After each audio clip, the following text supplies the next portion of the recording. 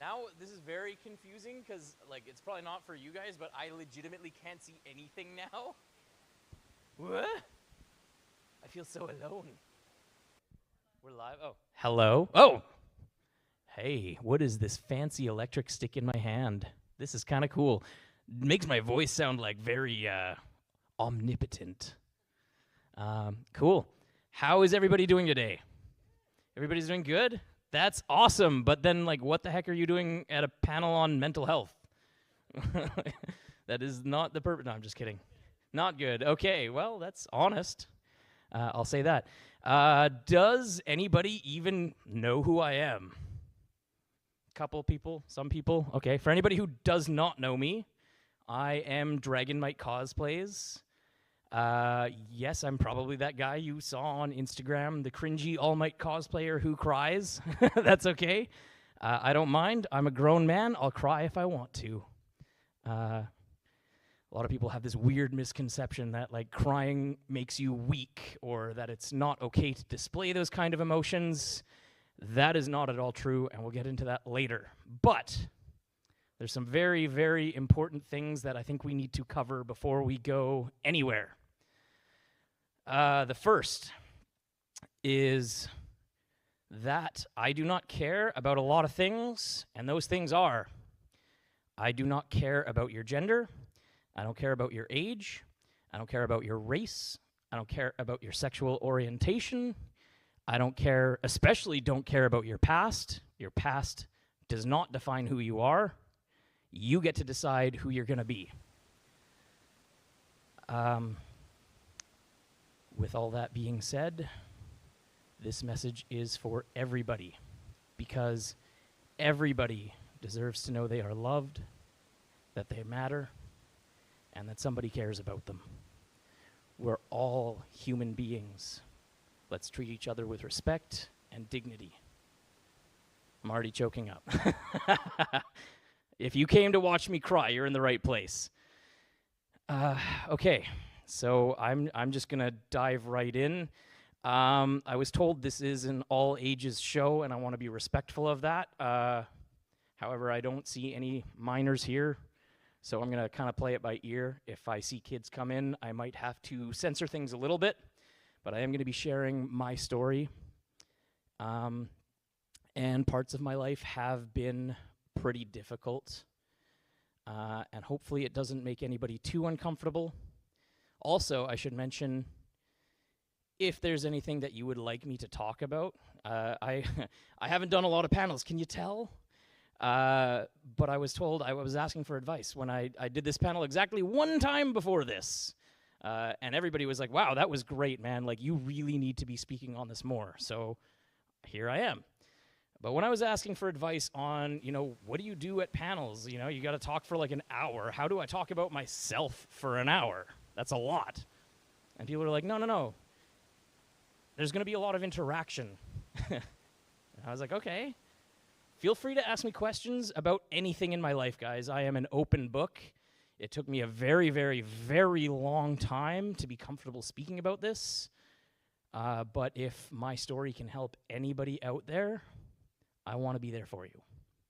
With that being said, this is a very sensitive topic, so I don't think I'm going to be doing a whole lot of like, hey guys, by a show of hands, who's thought about committing suicide? People don't really want to admit that in front of a bunch of strangers.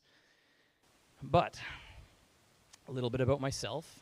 I grew up in a pretty conservative home, very religious, and there's absolutely nothing wrong with religion. I want to state that. That is one of the things I don't care about. I don't care what your religion is. You're a human being. I love you. Legitimately, I love you. And if you need to hear that today, somebody does care about you. But I grew up in a pretty conservative home. And that kind of did not prepare me for a lot of things. When you're ever only told, like, don't do drugs, don't have sex, like that kind of thing, it's like, okay, well, what happens when we get there? When I was 16, I got kicked out. And, man, that was, if anybody out there has been homeless from a young age, my heart goes out to you. It's going to be okay. I'm still here. That's what my tattoo says. I am still here. But it was hard, I'm not going to lie. Me and my other friend, Jeff, who I miss dearly, he is not with us today. We used to hang out and, like, we knew it was going to be a good week when we went to the food bank and we got peanut butter, you know? Maybe that's not like a... People ask me, because, you know, obviously I dress as anime characters, and they're like, oh, like, you must love, like, One Piece or, like, this anime from your generation. And, guys, I never saw those. I was homeless. I never got to see One Piece, and to be honest, a lot of shonen anime don't really resonate with me, because it's a lot of, you know, power of friendship always wins. And, like, man, that was so not my experience growing up.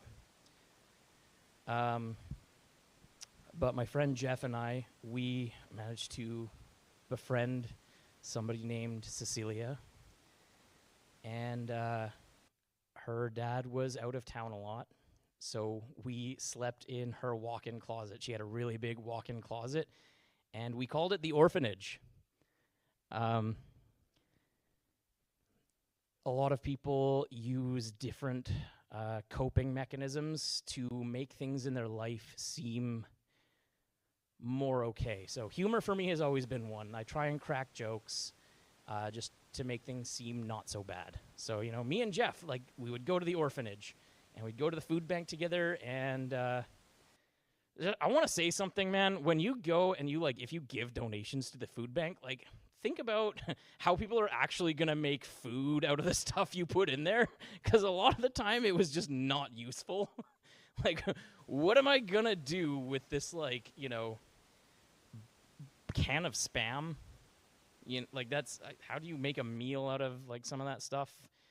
A lot of it was, like, packaged foods, and there were times, obviously, when Cecilia's dad was home, so we couldn't stay there, and we would stay up all night in, like, I'm Canadian, so we'd stay up in Tim Hortons. It's 24 hours, so we could at least stay warm. But, like, we couldn't make food in there, so things that you can just, like, eat readily available, those are super useful. Just throwing that out there. But when I was 16, yeah, that was kind of my experience. And, of course, when life, if I'm being honest, just sucks that bad, you try to make it seem less bad. So I found these wonderful things called drugs. And you know, they let me escape reality for a little while. And, yeah, that was certainly a time. Still no kids in here? Okay. I just want to make sure. This might get a little graphic. Yeah, I got very seriously addicted to cocaine and heroin. I'm very proud to say I am now 12 years sober. Thank you.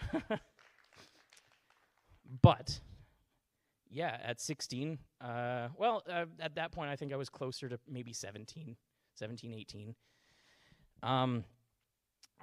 That was how I would kind of deal with the crushing reality that was my life.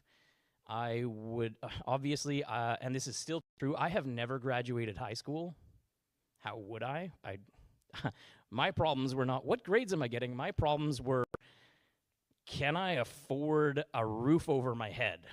So I went, and I think my first job was McDonald's. Not a lot of places will, you know, hire a 16, 17-year-old kid, and I just needed money.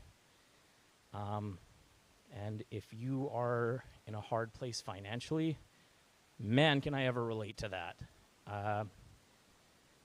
There is something so hard to deal with about just surviving, like just trying to get through, like not even paycheck to paycheck. I'm not proud of this, guys, but yes, I would steal food because, like, I gotta eat to live.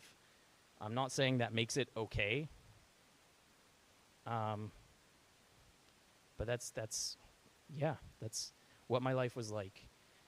I found something else that was kind of cool that let me feel a little bit better about myself in music.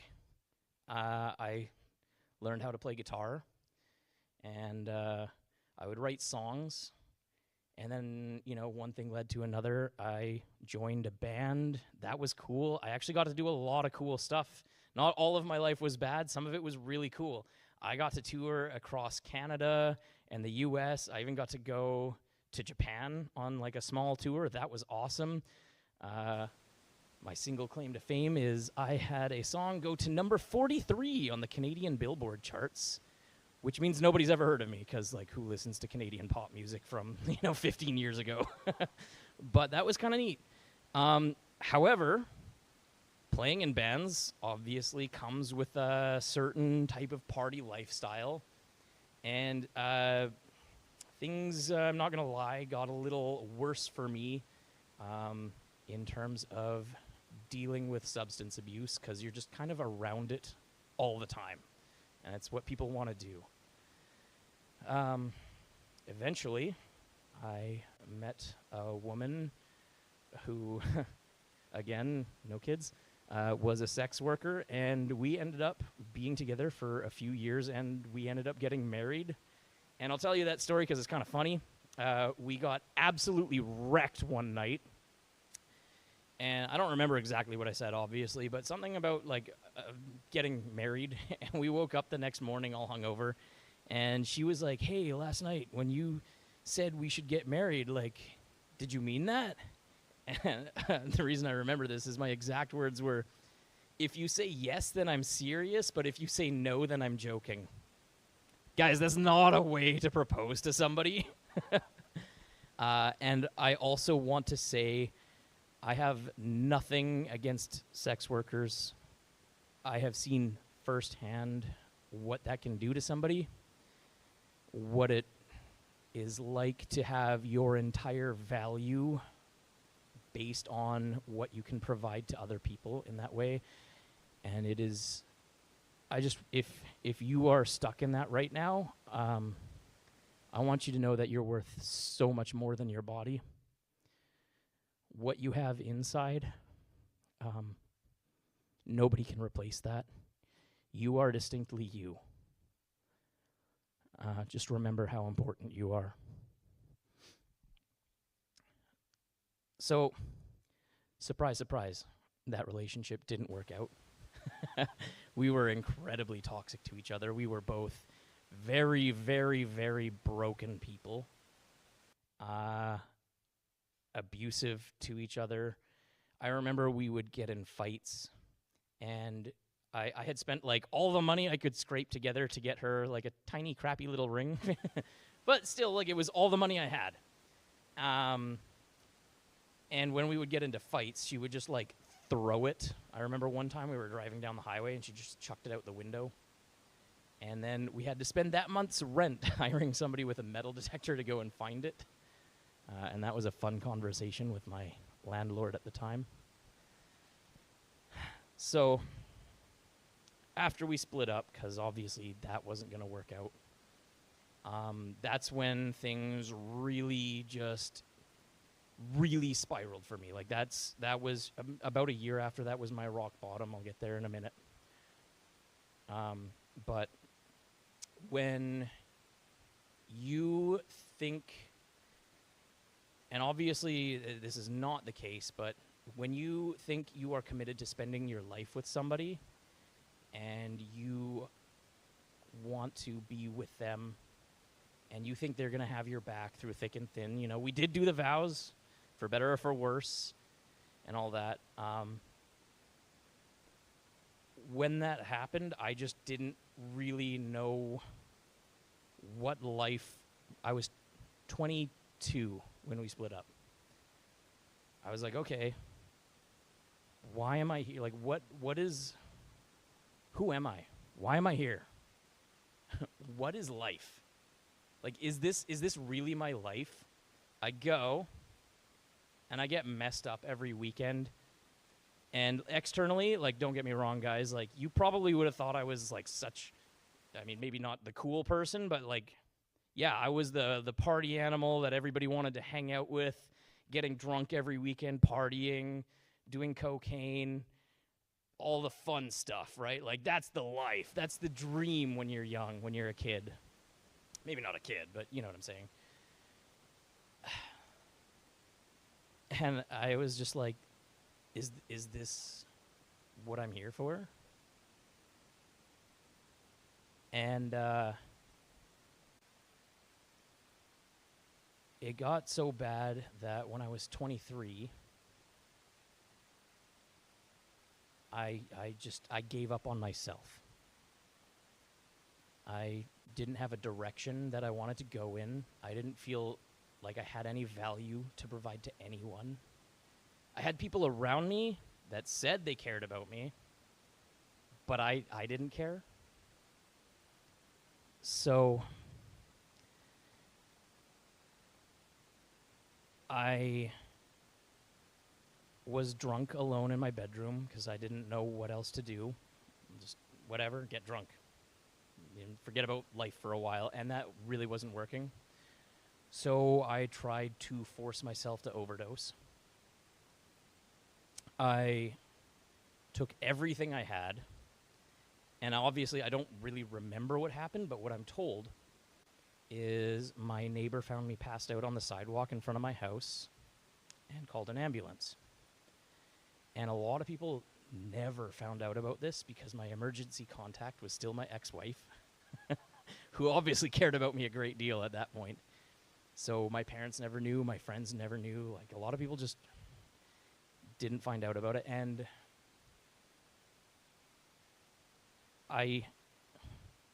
when I got home after being discharged, I remember thinking, like, okay, I can't do this anymore. I don't know why I'm here. I don't really know who I want to be. But I do know that when I look at myself, I hate myself. Like, it's such a I don't even know how to describe it, to look at everything you are and be like, this disgusts me. I cannot stand the person that I am. And I don't want to be like that anymore. So that was 14 years ago. And as I mentioned, I've been drug-free for 12 years.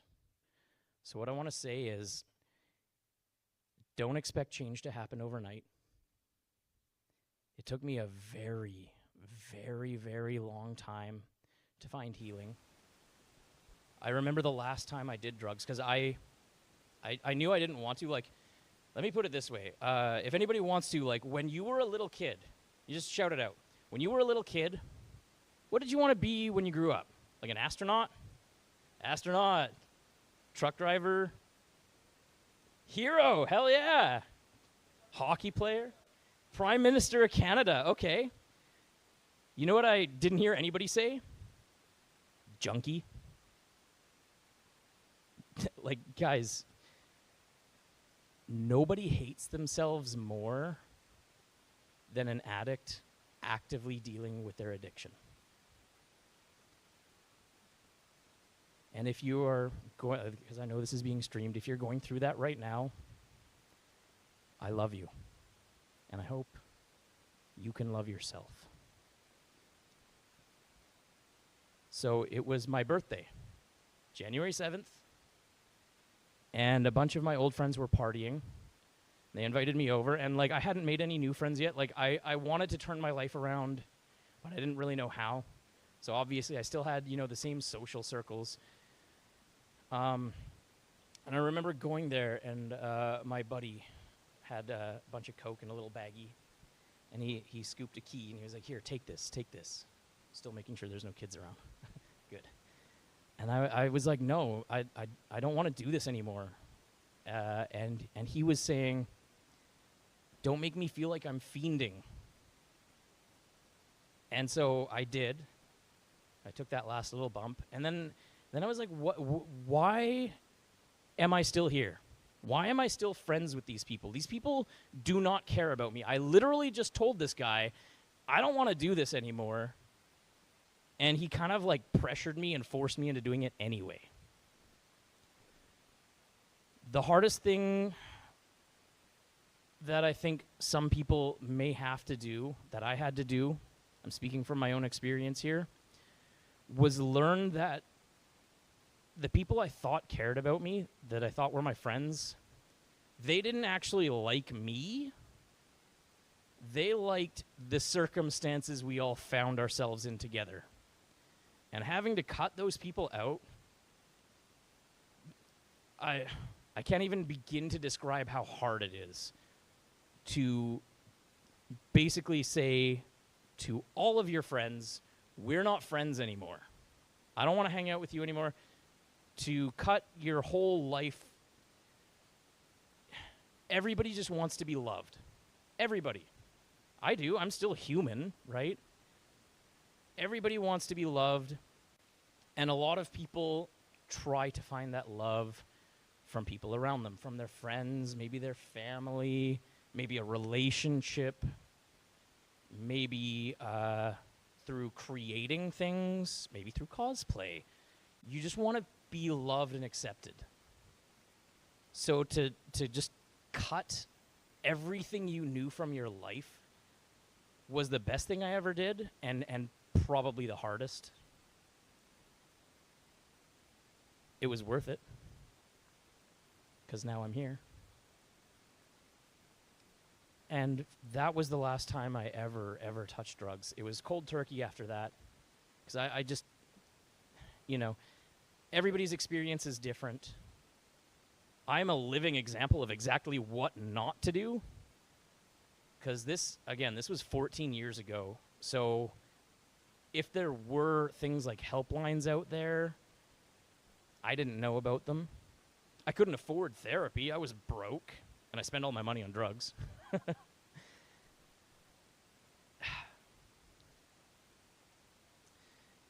Sorry, this is pretty personal for me. But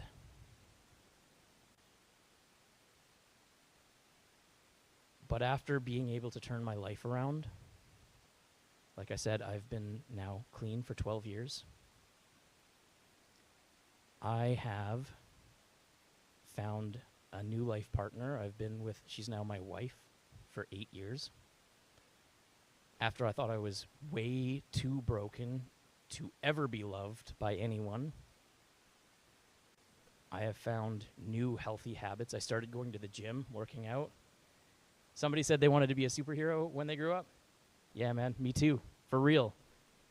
Superman was my favorite as a kid. And one of the things that I decided when I wanted to make changes in my life was I want to feel happy about the way I look. I used to be, obviously, when I was doing a lot of drugs, I used to be really skinny, and then when I quit, I got really fat, like Michelin Man fat. And I was like, man, that's not who I want to be. I want to look like a hero. So I started working out. And here's what I hope people can learn from my story. No matter how bad things get, there is a reason for you to keep going.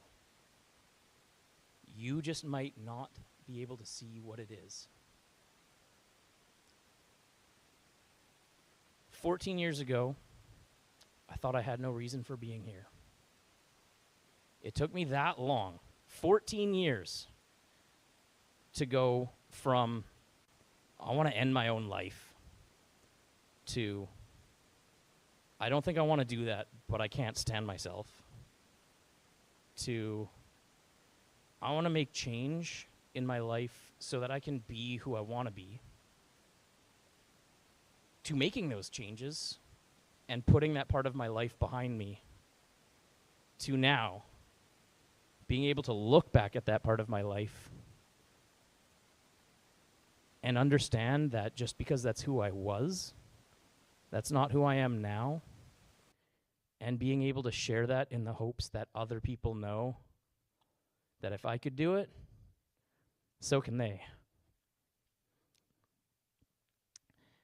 There's a lot of people that I miss dearly. I mentioned my friend Jeff and my friend Evan.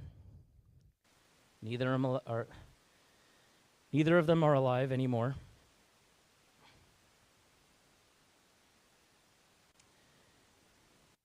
And of course I wish they were. I hope that they can see what I've managed to do and be proud of me.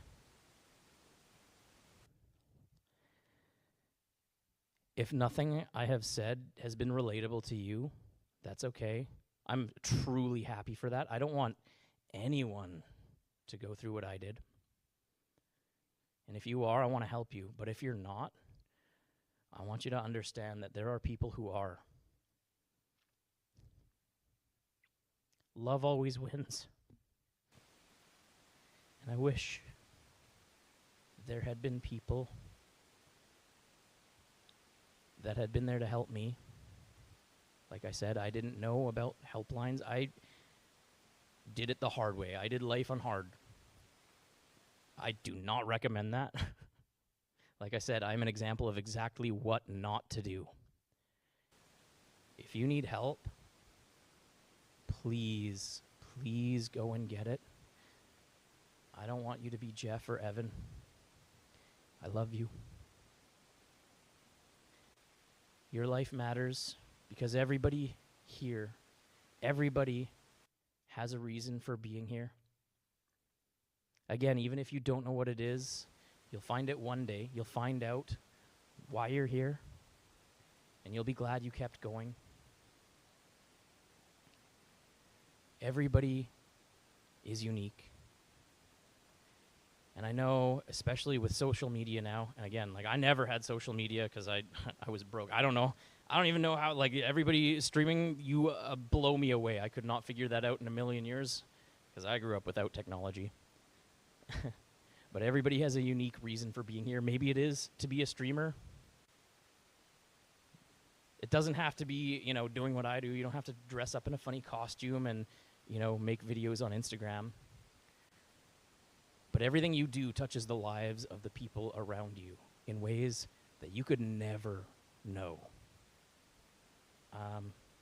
I remember, shout out to Maddie, Mithril.Cosplays. Met her a few years ago. She encouraged me to cosplay. I was really nervous about it. She was like, no, you should do it. I was talking to her recently, and she said, you know, encouraging you to do this has been one of the proudest things I've ever done. What you do is special. And Maddie, you're amazing. Without you, I literally would not be doing this. Guys, you have no idea that the tiniest bit of encouragement can touch people and change their lives in ways that you couldn't possibly imagine. You might walk down the street and meet somebody and just say, hey, I really like your outfit today. And they could have been having the worst day of their life. And just hearing a few words of kindness can put a smile on their face and change their perception of how that whole day is going. You have no idea. No idea. And that's why I said that if my story isn't relatable to you, that's totally okay. But I want you to understand that there are people who do go through this kind of thing. Choose kindness. Choose love. Everybody is doing their best to get through life. None of us know what we're doing. The older I get, the more I realize no one has any clue what's happening. But we're all doing our best to get through. Some of us don't have great ways of dealing with life. We turn to substances, or we take the lack of love that we feel for ourselves and we put it on people around us because we don't know how to handle those emotions. Show those people love anyway. There are going to be people who put you down in life. There are going to be people who lash out at you. And I know this is way easier said than done, But you have no idea what that person might be going through.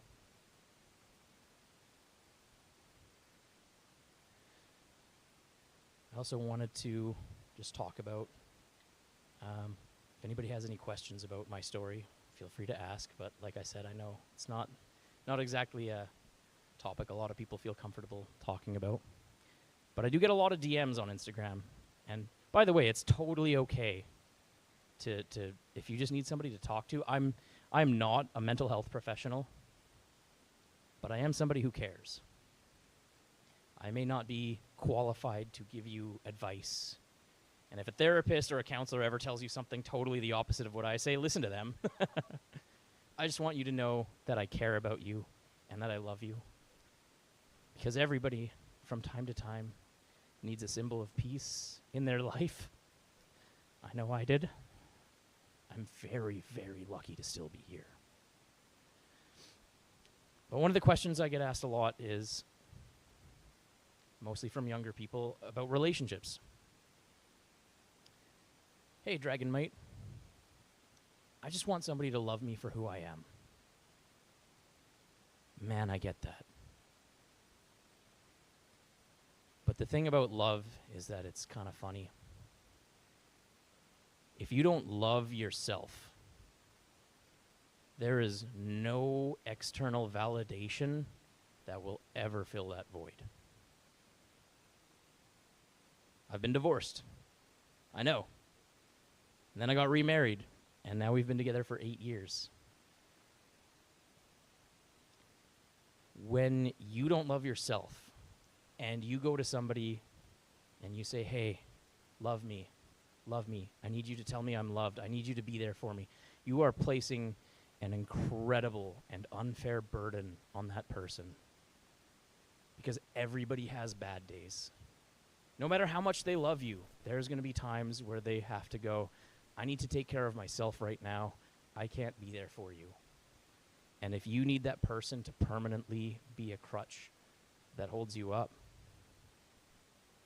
they are going to feel resentful, or you're going to feel resentful when they can't be there because they need a day or a week or some time to themselves. It is totally okay to want to be loved. Like I said, I'm only human too. I want that also. But if you do not love yourself first, a relationship isn't going to change how you feel. You're just going to spiral together. That's true of anything. That's true of friendships. That's true of business relationships. You know?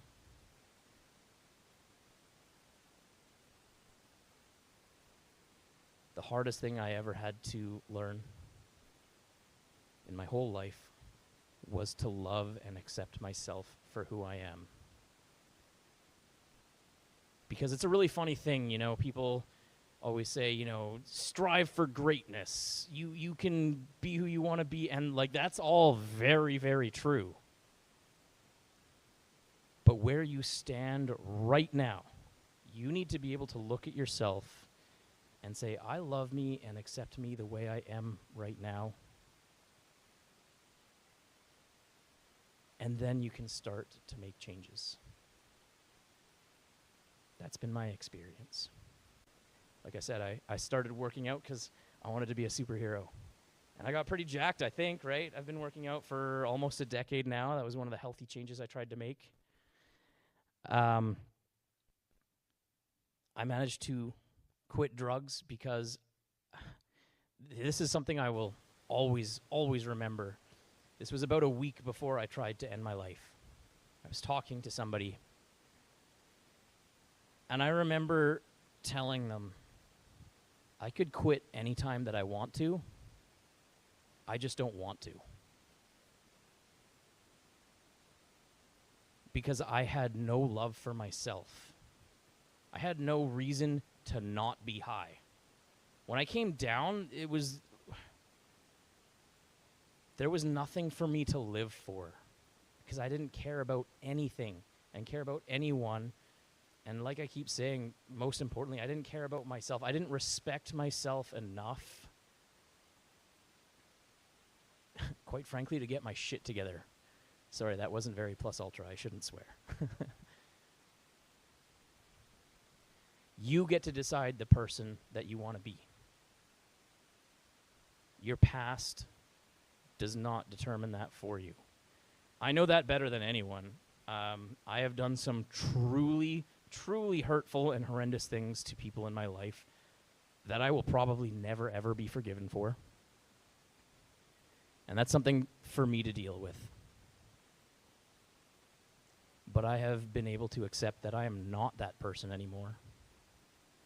And that moving forward, I get to be the best version of me possible.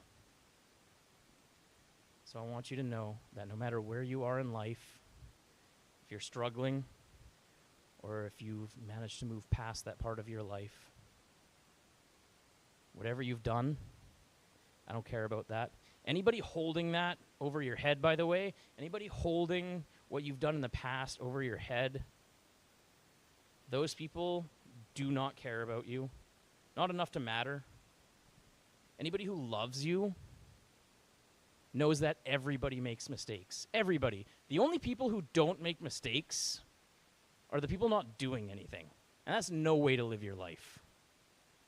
Try stuff. Try, fail, move on. Get up again. I was able to get up again. You can do it too.